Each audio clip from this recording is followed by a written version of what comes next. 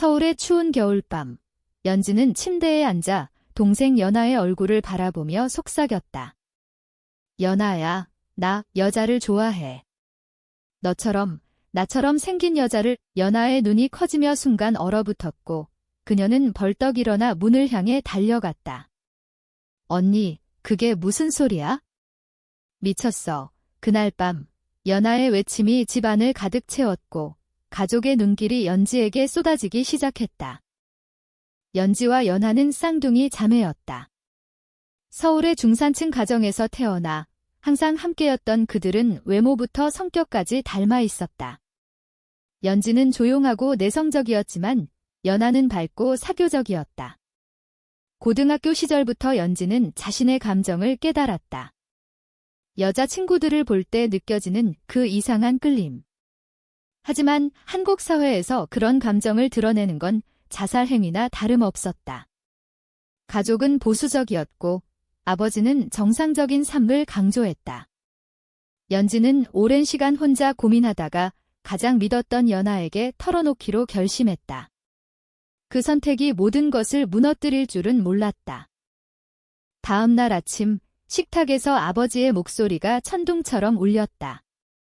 연지야, 내가 그런 거라고. 연아가 다 말했어. 연지는 충격으로 말을 잃었다.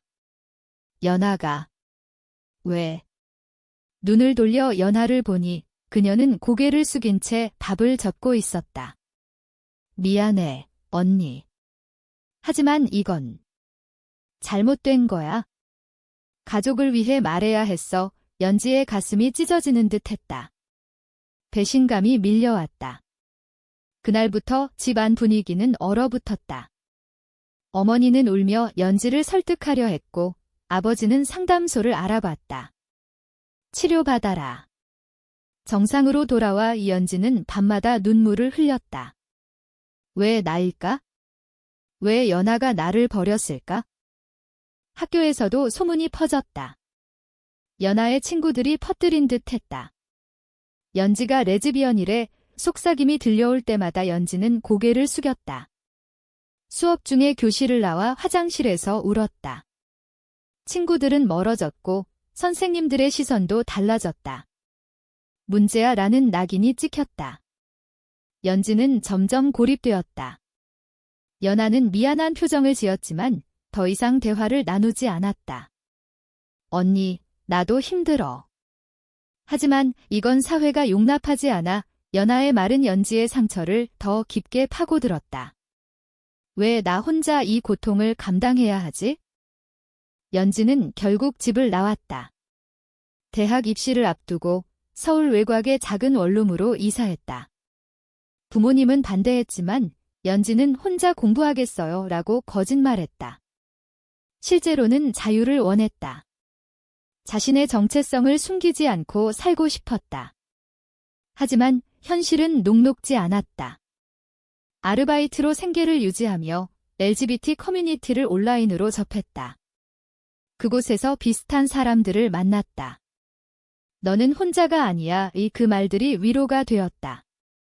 그러나 연아에 대한 원망은 사라지지 않았다. 왜 배신했지? 가족의 압력 때문이었을까? 연지는 밤마다 연아의 사진을 보며 울었다. 시간이 흘렀다. 대학에 입학한 연지는 심리학과를 선택했다. 자신의 내적 갈등을 이해하고 싶었다. 수업에서 배운 사회적 편견, 가족 압력, 도덕적 딜레마가 자신의 삶과 겹쳤다. 동성애는 선택이 아니야. 타고난 거지. 교수님의 말이 연지의 마음을 흔들었다. 연지는 점점 자신을 받아들이기 시작했다. 첫 연애도 했다. 같은 과 여학생 지은과 사귀었다. 지은은 연지의 상처를 이해해 주었다. 내가 강해. 그게 중요해. 하지만 연아의 소식은 여전히 아팠다. 연아는 부모님의 기대대로 명문대에 들어갔고 정상적인 삶을 살고 있었다. 한 번은 연아가 연락 왔다. 언니, 잘 지내? 미안해. 연지는 답하지 않았다. 상처가 너무 깊었다.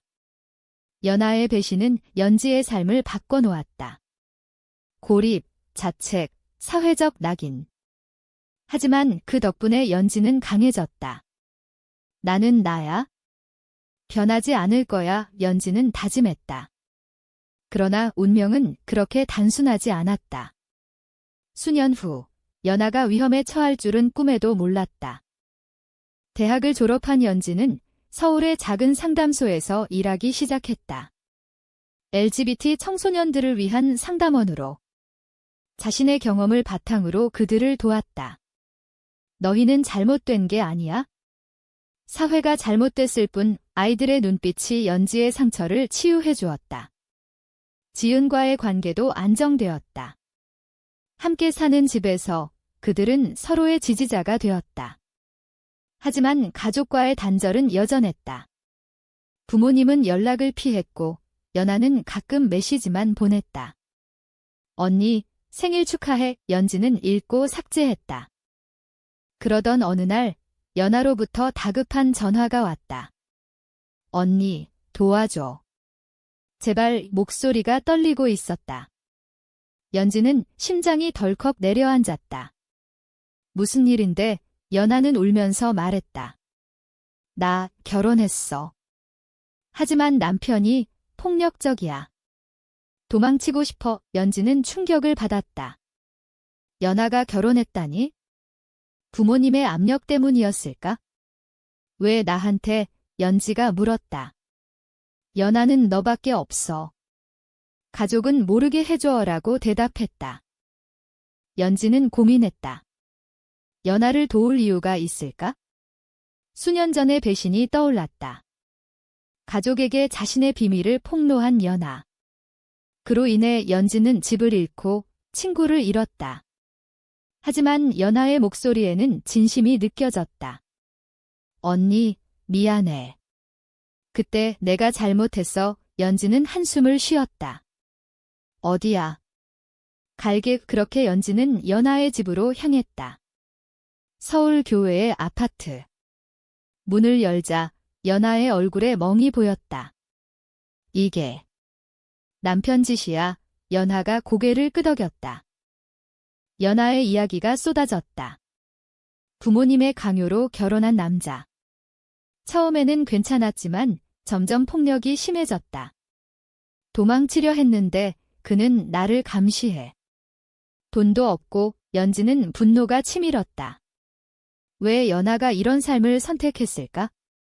너도 나처럼 자유를 선택할 수 있었어. 연아는 울었다. 언니처럼 강하지 못했어.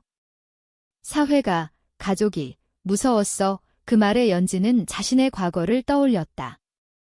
연아도 피해자였던 걸까? 보수적인 한국 사회에서 여성으로 사는 압력. 연지는 결심했다. 연아를 도와야 한다. 하지만 쉽지 않았다. 남편은 유명한 회사 임원으로 영향력이 컸다. 이혼 소송을 걸자 연지가 제안했다. 연아는 두려워했다. 그럼 가족이 알게 되나? 레즈비언 아니지만 언니처럼 낙인 찍힐까 봐. 연지는 씁쓸했다. 연아가 자신의 정체성을 이용해 두려워하다니. 하지만 지금은 도와야 할 때. 연지는 지은에게 상의했다. 위험할 수 있어. 지은이 걱정했다. 연지는 동생이야. 버릴 수 없어. 라고 답했다. 계획을 세웠다. 연아를 상담소로 데려와 보호받게 하고 변호사를 소개했다. 하지만 남편이 알게 되었다. 그는 연아의 핸드폰을 추적해 상담소로 찾아왔다. 내 아내 어디 있어? 소리치며. 연지는 맞섰다. 여기서 나가. 경찰 부를 거야. 의 남자는 비웃었다. 너 그 레즈비언 상담원이구나. 연아가 말했어. 내 비밀도 알아. 연지는 소름이 끼쳤다. 연아가 또 배신한 걸까? 아니, 남편이 강제로 알아낸 거였다. 대치가 시작되었다. 남자는 소송을 걸겠다고 협박했다.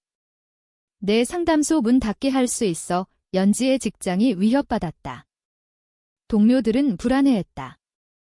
연지 씨, 조심해. 하지만 연지는 물러서지 않았다. 연하를 위해 모든 걸 걸기로 했다. 밤에 연하와 대화했다. 왜 그때 나를 배신했어? 연하는 두려웠어. 부모님의 사랑을 잃을까 바위하지만 이제 깨달았어. 그게 잘못이었어. 연지는 용서의 싹이 트는 걸 느꼈다. 하지만 앞날은 불투명했다. 상황은 악화되었다. 연하의 남편, 민주는 본격적으로 움직였다. 그는 연지의 상담소를 고발했다. 동성애를 조장하는 불법 단체라고. 한국의 보수 단체들이 동조했다. 온라인에서 연지의 이름이 퍼졌다. 레즈비언 상담원이 가족 파괴한다. 댓글들이 쏟아졌다. 연지는 스트레스로 잠을 이루지 못했다. 지은이 안아주며 말했다. 포기할까? 연지는 안 돼. 연하를 버릴 수 없어. 하지만 내심의 갈등이 컸다. 왜 내가 이 대가를 치러야 하지? 연하는 상담소에 숨어 지냈다. 언니, 미안해. 다 내 탓이야. 연지는 아니야. 우리 함께 이겨내자라고 위로했다. 하지만 연하의 눈빛에는 죄책감이 가득했다. 과거의 배신이 반복되는 듯 했다. 한편 부모님이 알게 되었다. 아버지의 전화. 연지야, 내가 연하를 꼬드겼어? 집으로 데려와. 연지는 아빠, 연하가 위험해요. 도와주세요 라고 애원했다. 하지만 아버지는 그런 헛소리 집어치워. 내가 문제야 라고 끊었다. 사회적 압력이 커졌다.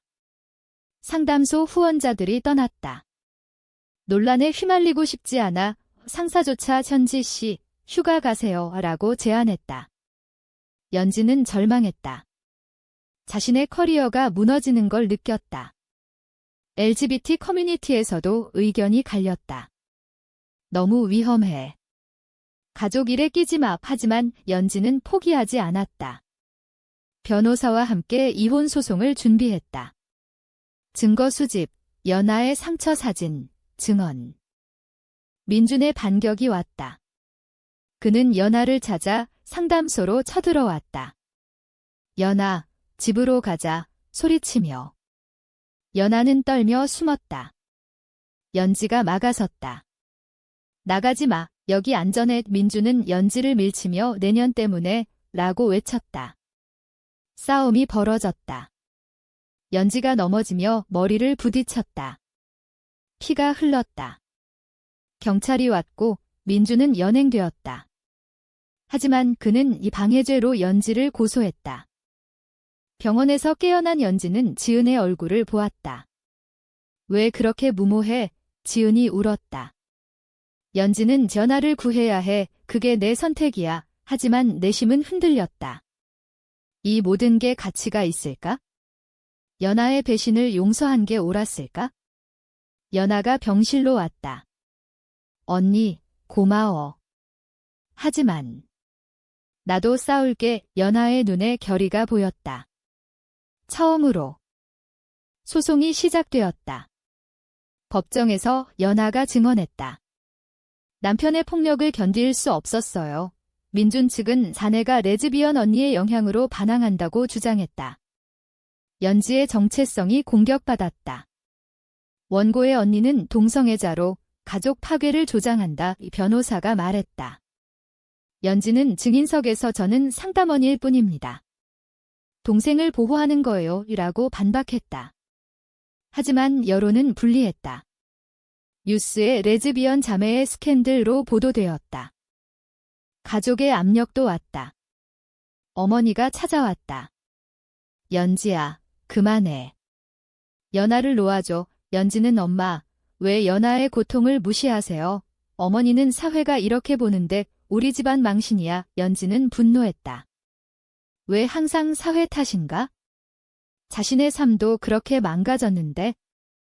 연하는 어머니를 설득하려 했지만 실패했다. 엄마, 언니가 옳아요. 연지는 모든 걸 잃을 각오를 했다. 직장, 명예, 관계. 지은마저 더 이상 못 버틸 것 같아 라고 말했다. 연지의 선택이 시험받는 순간이었다. 포기할까? 아니, 계속할까? 고통 속에서 연지는 깨달았다. 이건 단순한 구원이 아니었다. 자신의 정체성을 지키는 싸움. 소송은 길어졌다. 민준의 변호사는 연지의 과거를 파헤쳤다. 피고의 언니는 가족에게 버림받은 레즈비언입니다. 동생을 이용해 복수하려 해요. 연지는 법정에서 떨리는 목소리로 잔이해요. 저는 그냥 동생을 사랑할 뿐이에요. 그 말에 방청석에서 속삭임이 일었다. 연아가 눈물을 흘렸다. 언니, 미안해. 소송 중간 연아가 고백했다. 나도 언니처럼 느껴본 적 있어? 하지만 억눌렀어. 그 고백은 충격이었다. 연아도 레즈비언 성향이 있었던 걸까? 왜 말 안 했어? 연지가 물었다. 연아는 두려웠어. 언니처럼 되고 싶지 않았어. 연지는 아이러니를 느꼈다. 연아가 자신을 배신한 건 자신의 그림자 때문이었다. 우리 둘 다 피해자야, 연지가 말했다. 이 깨달음이 자매를 더 가까워지게 했다. 하지만 현실은 가혹했다. 민준이 증인을 매수하려 했다. 연지의 상담소 클라이언트 중 하나가 협박받았어요 라고 털어놓았다. 연지는 위험을 느꼈다. 밤에 집으로 돌아가다 누군가 따라오는 기분. 조심해, 지은이 말했다.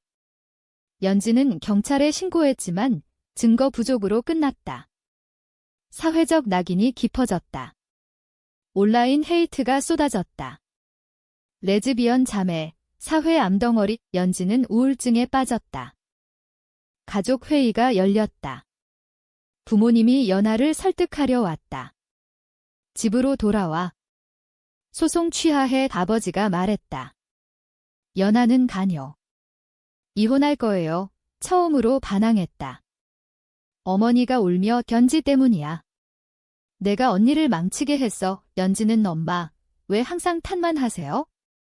우리를 이해하려 하지 마세요. 대치가 절정에 달했다. 아버지가 연지를 때리려 했지만 연아가 막았다.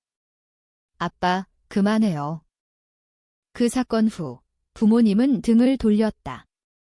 너희 둘 다 우리 자식이 아니야. 연지와 연아는 함께 울었다. 손실이 컸다. 가족의 유대가 끊어졌다. 하지만 자매의 유대는 강해졌다. 연아가 졌니? 고마워. 내 덕분에 나 자신을 찾았어. 라고 말했다. 연지는 대가를 치렀지만 후회 안 해. 하지만 지은과의 관계는 흔들렸다. 너무 힘들어. 헤어지자. 지은의 말에 연지는 무너졌다. 소송의 판결 날이 다가왔다. 증거가 충분했다. 연아의 상처, 증언, 기록. 민주는 패소할 가능성이 컸다. 하지만 그는 마지막 카드를 꺼냈다. 연아가 임신했어요. 거짓이었다. 연아가 부정했다. 아니에요. 법정은 혼란에 빠졌다. 연지는 민준의 속내를 깨달았다. 사회적 압력을 이용한 마지막 발악. 연지는 모든 걸 걸었다. 자신의 정체성을 공개적으로 밝히기로. 기자회견을 열었다. 저는 레즈비언입니다. 하지만 그게 범죄는 아니에요. 동생을 구하는 건 가족이에요. 그 발언은 뉴스를 타고 퍼졌다. 지지자와 반대자가 갈렸다. LGBT 단체가 지원했다. 연지 씨, 힘내세요. 하지만 반대 시위도 일어났다. 동성애 반대. 위험은 현실화되었다. 연지가 집으로 가다 습격당했다. 보수단체 회원으로 보이는 남자들. 내년 때문에 사회가 망해 구타당한 연지는 병원에 실려갔다. 연아가 달려왔다. 언니, 연지는 희미한 미소를 지었다. 괜찮아. 내가 자유로워지면 돼. 병원에서 회복 중, 연지는 모든 걸 돌아보았다. 배신, 용서, 희생. 연아의 자유를 위해 자신의 삶을 걸었다. 지은은 떠났고 직장은 문을 닫았으며 가족은 멀어졌다. 하지만 연하는 변했다. 언니, 나도 이제 나 자신으로 살게. 소송은 승소했다.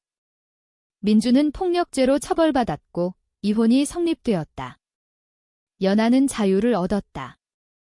자매는 새로운 삶을 시작했다. 서울을 떠나 부산으로 이사했다. 작은 카페를 열고 함께 살았다. 연하는 자신의 성향을 탐색하기 시작했다. 언니, 나도 여자를 좋아할 수 있을까? 연지는 천천히 알아봐. 강요하지 마. 사회는 여전히 차가웠지만 그들은 서로를 지켰다. 과거의 상처가 치유되었다. 연하의 배신은 두려움에서 비롯된 것이었고 연지의 희생은 사랑이었다. 그러나 대가는 컸다. 연지는 건강이 악화되었다. 습격 후유증으로 불면증과 불안장애. 후회해. 연하가 물었다. 연지는 잔이. 내가 행복하니까. 하지만 내심은 복잡했다. 이 선택이 옳았을까? 사회의 편견을 깨기 위해 개인의 삶을 희생하는 게 정당한가?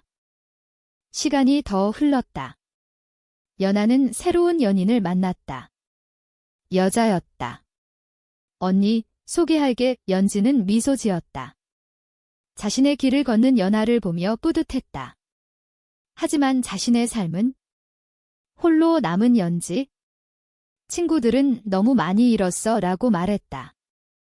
연지는 하지만 얻은 것도 있어. 자유와 진정한 가족. 이야기는 여기서 끝난다. 연지의 여정은 충돌과 깨달음으로 가득했다. 배신당한 언니가 모든 걸 걸고 동생을 구한 이야기. 하지만 한 가지 질문이 남는다. 연지의 선택은 옳았는가, 그른가?